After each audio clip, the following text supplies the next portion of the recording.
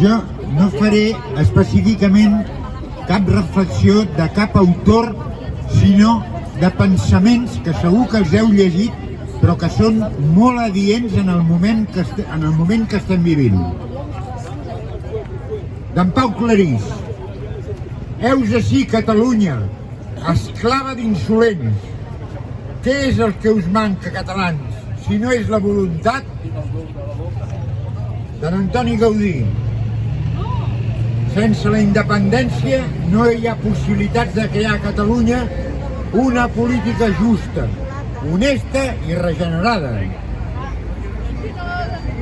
D'en Francesc Macià i Llosà: el seny, si no va acompanyat d'una ferma voluntat de combat, només serveix per tapar covardies.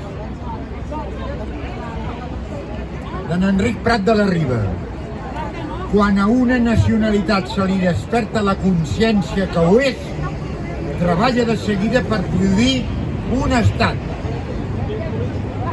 D'en Pau Casals: la llibertat no és negociable. D'en Antoni Rovira i Virgili: no es tracta que els polítics de Madrid ens governin bé, es tracta que deixin de governar-nos.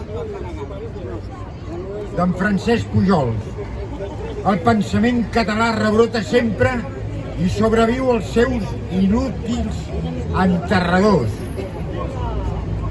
En Joan Salvat Papasseit: qui perd els orígens perd la identitat.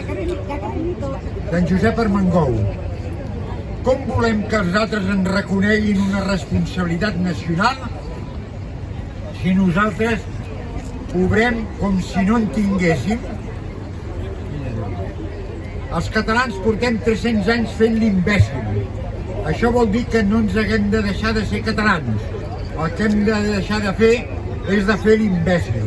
D'en Joan Sales: cap ciutadà no és lliure si el poble no n'és. D'en Josep Pallach.